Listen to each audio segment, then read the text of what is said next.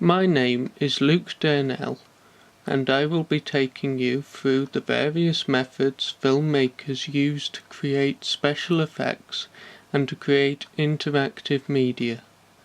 Within this video, I have chosen examples from the BBC's Sherlock, Casillas' music video, The Missing, the 2015 film Victoria, BBC's documentary Italy's Invisible Cities, and the 2016 film Rogue One.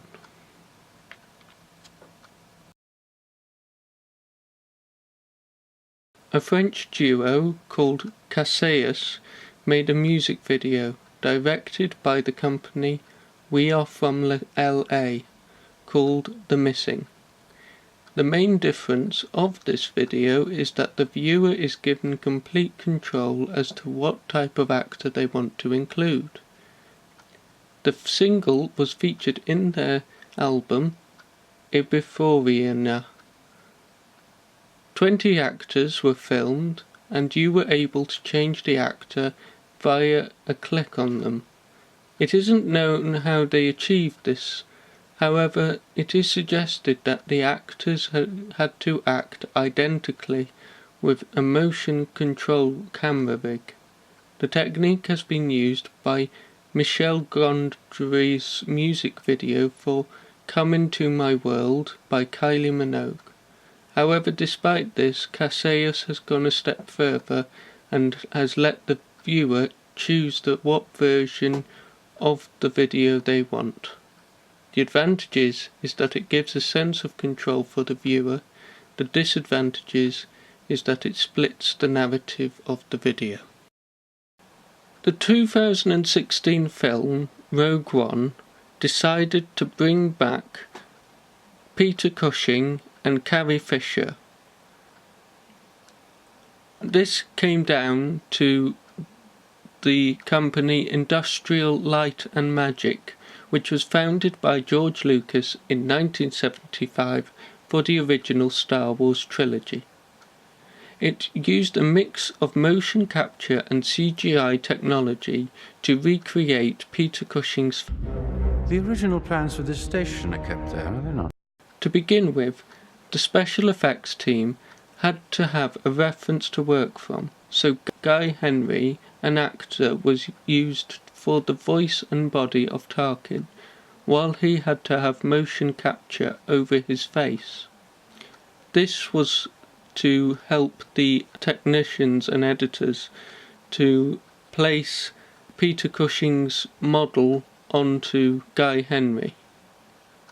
The character of Princess Leia was also included in the film by Invalid Delia, who had similar motion capture to her face for her to look like an imitation of a young Carrie Fisher, the original actress from the 70s Star Wars trilogy.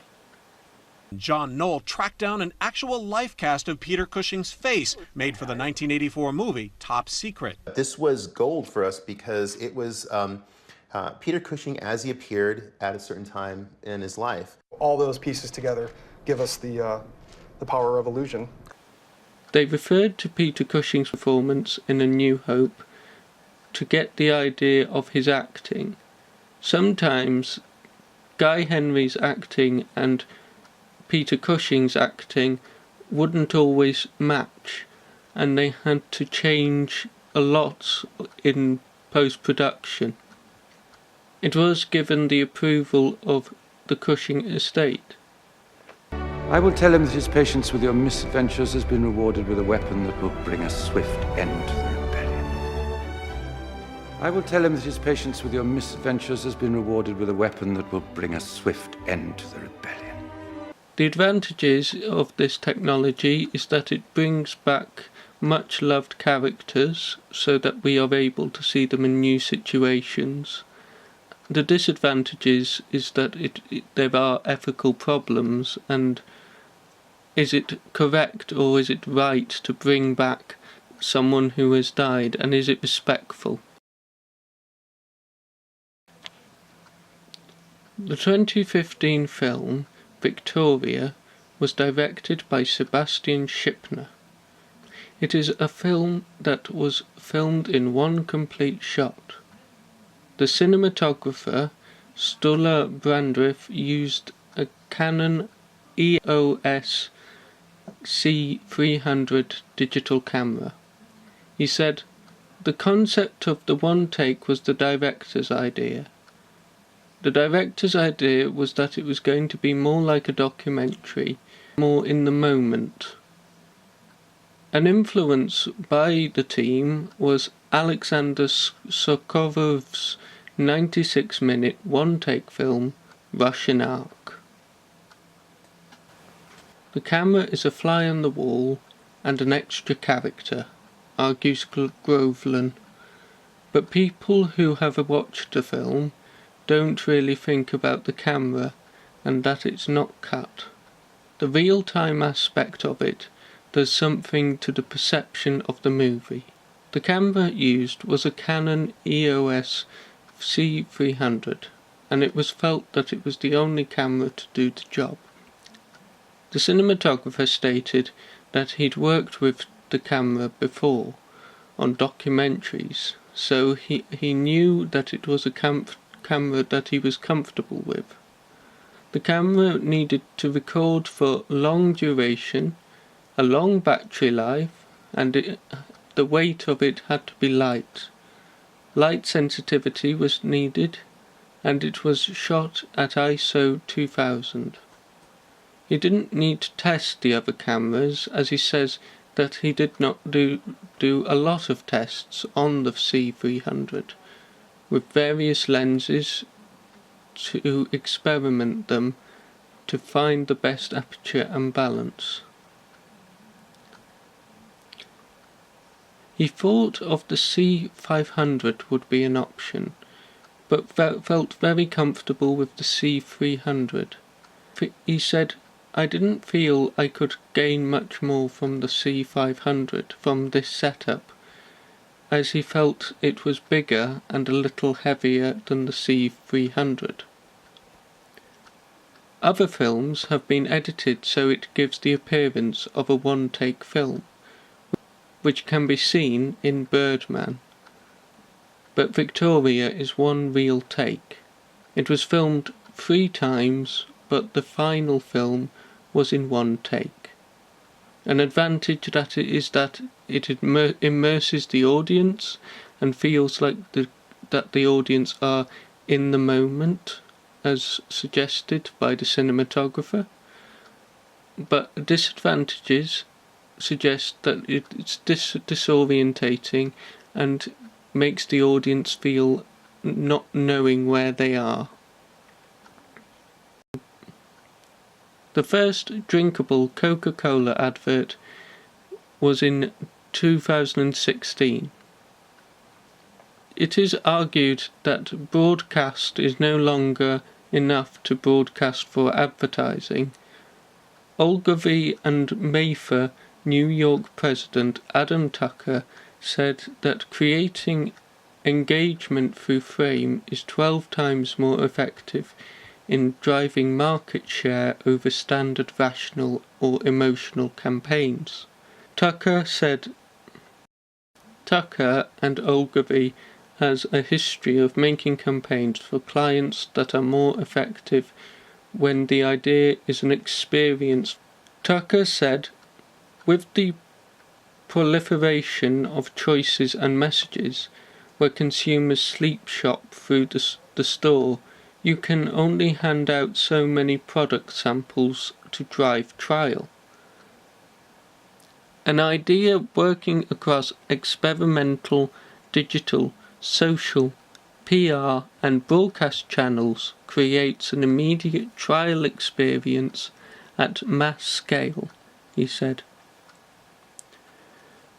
Coca-Cola partnered with the music mobile app Shazam. Together with 2 brands, created an experimental campaign that allows smartphone users to pour a Coca-Cola drink on their phones. When consumers used Shazam during a Coca-Cola spot, the app would sync with the TV spot ad, so that it looked as if the bottle on the screen was pouring into the cup on the smartphone user's phone screen. When consumers used Shazam during a Coca-Cola spot, the app would sync with the TV spot ad, so that it looked as if the bottle on the screen was pouring into a cup on the smartphone user's phone screen.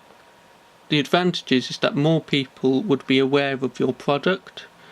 The disadvantages, however, is that with more technology and more consumerism, possibly hacking and targeting people would be involved, and therefore privacy could be an issue.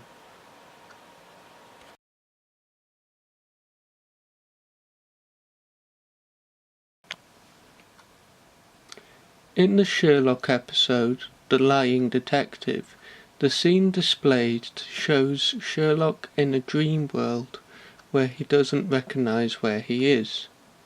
It is thought that the scene was either filmed via the actor performing with green screen, then it would be simple for the editor to change his position, so that it would appear that the character was standing on the walls of the set. For the extra scenes in the street, these could have been performed once in the street and once in Sherlock's room to create the illusion. The filmmakers could have taken another approach, similar to what they had used in a previous series. Sherlock appears to be outside, but as the bed comes into view, it appears to the audience that he is in bed at home. It is thought that this was done by special effects, but in fact it was an actual bed that was taken to the outdoor location, where it was pushed into shot. Benedict Cumberbatch had then to replicate what he did previously, so that the audience are tricked into thinking that it is a special effect, and that it would appear as one seamless shot. It is possible that they did something similar with the scene in The Lying Detective. The advantage is that it looks like a special effect, however it was cheaply made. The disadvantage is that it takes time.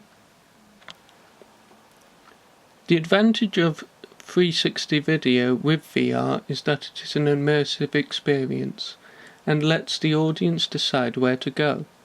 However, it does disrupt the flow of the video.